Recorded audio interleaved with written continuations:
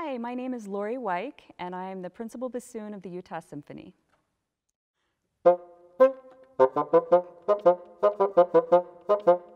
I started playing the bassoon when I was 11 years old, and I had signed up to start with 7th grade band class. The summer before school started, the new students met with the band directors to discuss what instruments we should play.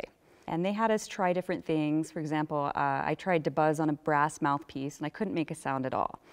But I'd scored pretty well in the musical aptitude test. And they said, well, Lori, how about the bassoon? And I said, sure, what's a bassoon?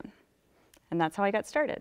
A pivotal moment for me where I just knew that I absolutely loved this instrument. I was at a summer camp, a bassoon camp actually, and one of the other bassoon campers played the Tchaikovsky Fourth Symphony second movement bassoon solo. And I thought it was the most beautiful thing I'd ever heard. I was not familiar with it until then. And I just said, oh, I love this. This is great. This is absolutely what I want to do. So I began playing bassoon in the 7th grade, and I literally from the first week, I said, this is what I want to do. I loved it. I absolutely fell in love with it from day one. And I couldn't practice enough. I just loved it so much. I stayed in public school until my senior year of high school, where I went to an arts high school in North Carolina, which was a really fantastic opportunity.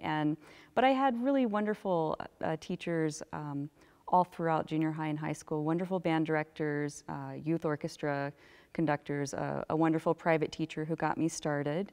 And then in high school, I began studying with a very famous bassoon teacher who lived in North Carolina, and that's who I eventually studied with at the arts high school for my senior year.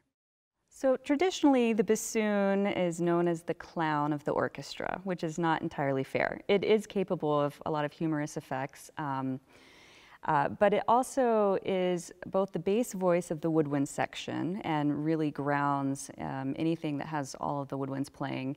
And it's a really beautiful tenor solo voice in the orchestra as well, and many of our famous bassoon solos.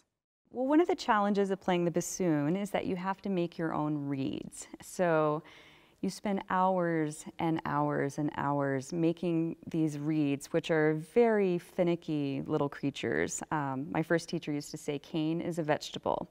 So if the humidity changes, if the temperature changes, if the altitude changes, anything changes, if the Mercury is in retrograde, suddenly your reeds are a little bit different, and you have to constantly be flexible and making adjustments to them. So it's a very challenging aspect of playing the bassoon. I feel very fortunate that I get to go to work every day doing what I love and playing music. It's a lot of hard work, but it's incredibly rewarding, and again, I just feel incredibly fortunate to get to play with this orchestra every day. So one of the most well-known and recognized solos for the bassoon is from the Dukas Sorcerer's Apprentice. And you might know this from the Disney film Fantasia, for example, with Mickey Mouse enchanting the broomsticks, and the bassoon plays that melody. So I'm going to play that for you.